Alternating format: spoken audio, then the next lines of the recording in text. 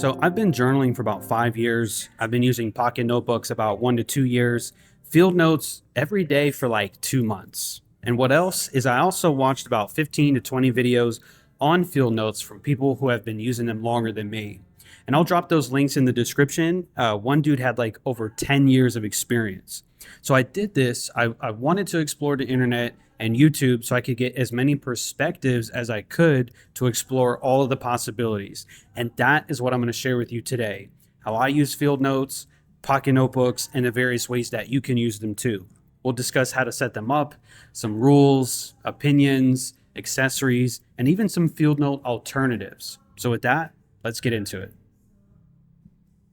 The best thing about field notes or pocket notebooks is the mobility aspect. They're thin and light, so taking them with you is easy because they don't take up much space and they won't weigh you down, right? And by having them close to you somewhere or in your pocket, you're going to be able to access them whenever you need them.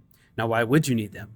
What purposes do they serve? Well, for me, number one, they help keep me organized. And sure, a planner does that too, but I don't go around with my planner on me. I don't go out in public with planners, okay? Pocket notebooks are one of my tools to write stuff down so I don't forget. How frustrating is it when you have a good idea, maybe early in the morning or late at night or on a random walk, but you try to recall it later, but you don't remember. You didn't take a few seconds or a minute or two to write those things down.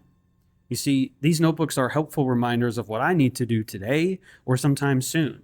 And I'll talk more about the various uses in just a few minutes. But no, fundamentally, these notebooks are amazing tools for organization and productivity. Like I said, I've been using them every day for the last couple of months. I've actually been gifting them to my friends and my family. And I think you should get them as well. As a matter of fact, a couple days ago was Father's Day, and my dad's in Tennessee. Shout out my dad. I sent him a pack of these and he loves them. So I'm going to tell you how to use them so that way you don't feel lost when you get them. Part 1, getting started. The first thing to do when you get your notebook is to write your name and start date. Now, field notes specifically comes with spaces on the inside cover to write your name and other information. So you can fill that out as your first interaction. After that, some people like to write the page numbers 1 through 48 because field notes have 48 pages. This can increase your first interaction with the notebook if you like spending time on stuff like that. Personally, I don't really care for writing page numbers, but again, there's a lot of other YouTubers who do, so maybe that's something that you want to do. You could also start an index like at the back and work your way forwards. Again, that's not really for me, but some people do like that as a tool for organization. Part 2, rules. Number 1, beat it up. What you don't want to do is treat a brand new notebook like a newborn baby. Notebooks are not precious things. Like books, a well-used notebook will look like it's been used, right? This is the first one that I have, and you can tell like this corner is bent up here.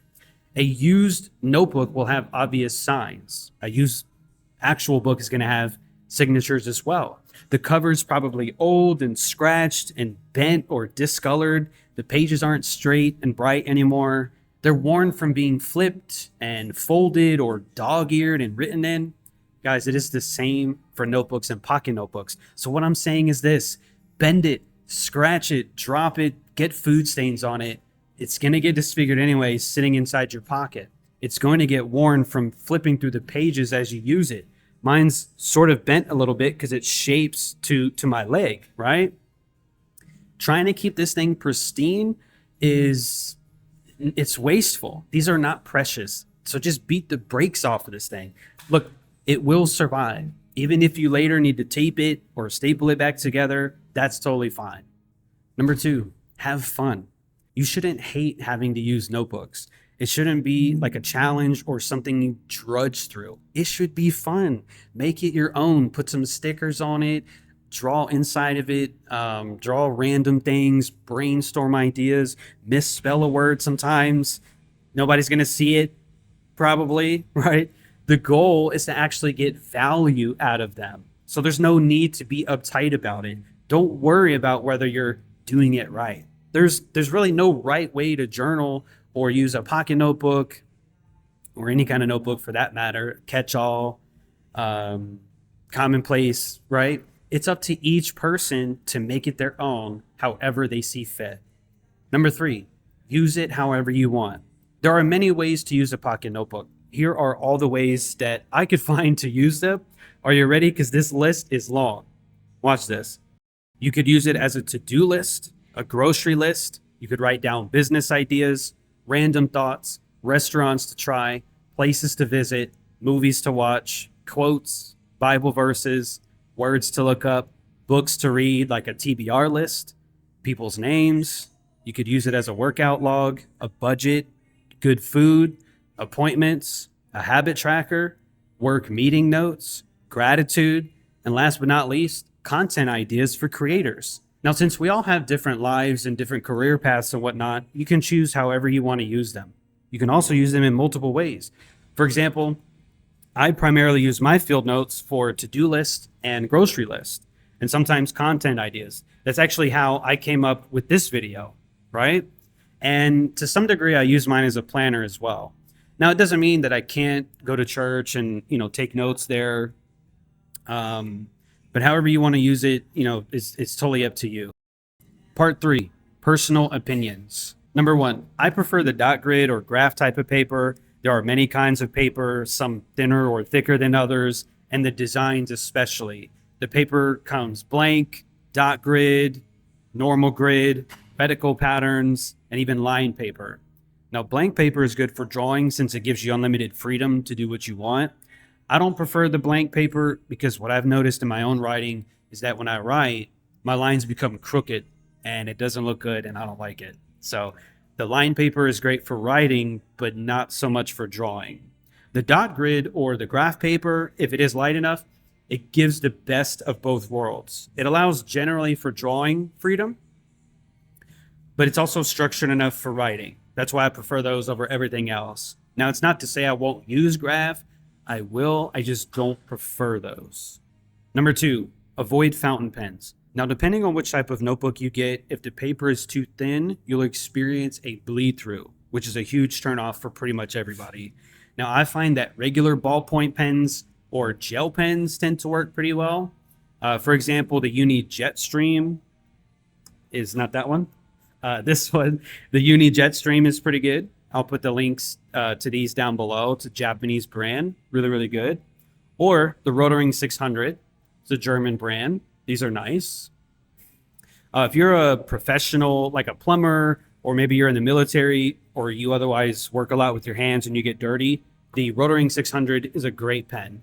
It's durable and it should last a very long time. I've dropped mine a few times on the concrete. There's some scratches on it, but it still works like it did the first day. So the only way to, I guess, have it not work is if you lost it. Number 3, designs are better than plain covers. Look, plain covers are boring, right? The covers with designs on them are a lot cooler, and it makes it easier to actually want to carry around. Now, the ones with designs might be a few more dollars than the plain notebooks, but I believe it's money well spent. And if you're on a serious budget, I guess the plain ones could work, but it's just less fun. I'll show you some of mine. This one is the Portland, Oregon I got off of Amazon. This pack has Chicago on it. I believe Field Notes is based out of Chicago. They've also done some different themes. This one is a National Park series. I have the Explore America series, A and B. I think E as well. These are pretty cool. There's a Birds and Trees pack. I have a different Birds and Trees pack as well. It was the owl that caught my attention, which is a symbol of wisdom. And I got these from a place called Dromgools in Houston, Texas. Fabriano notebooks are nice. They have really good dotted graph paper and are almost the same size and width of Field Notes. Robokai is a Japanese brand of pocket notebook that I like as well.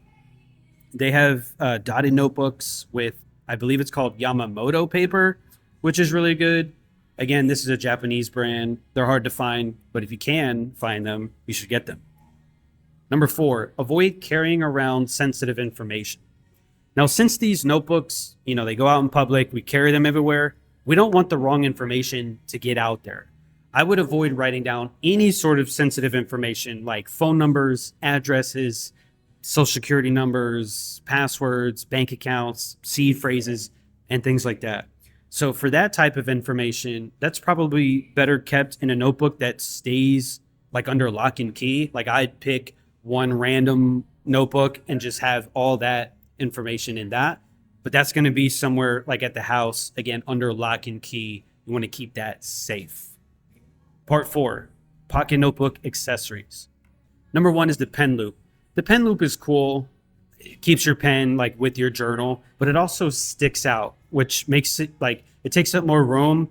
And I'm just not a fan of that. Now, I don't mind keeping a pen on me, like in my pocket usually, or in the car, or if I'm at home, it's going to be in the desk or something. I just don't see a reason for the pen loop, personally. Number 2, stencils and rulers. If you like to draw shapes and symbols and stuff like that, I guess a stencil or a ruler would be cool. I have a small ruler that I use. It stays at home. And the only thing I use it for is to delineate a line between a subject change or maybe from day to day. But that's about it. Number 3 is the leather case. The leather case is useful if you find yourself destroying your notebooks from handling them harshly. I tried using one, but it's just too bulky for the pocket. And it may be a good thing for you if you don't mind the extra room. And these are anywhere from like $15 to $60 or more for the nicer ones. If you're on a budget and you want to help protect your pocket notebook, then just take a piece of duct tape for extra protection or add another staple. Number 4, organizational stickers. I see a lot of people use the color stickers for color coding their notebooks based on different subjects. If you're a visual person, I guess you'll probably appreciate that. But for me, I think it's just too time consuming, so I skip all that. But again, these are your pocket notebooks. Use them how you want. Number 5, binder clips. These are useful for keeping your notebook closed or open. I haven't really tried using them, but it does seem interesting, and I may actually try that in the future. So just to recap, pocket notebooks are very beneficial no matter what profession that you're in. There are many ways to use them, but what's most important is not the type of paper or even like the cover design. That stuff is least important. What's most important is to actually use them.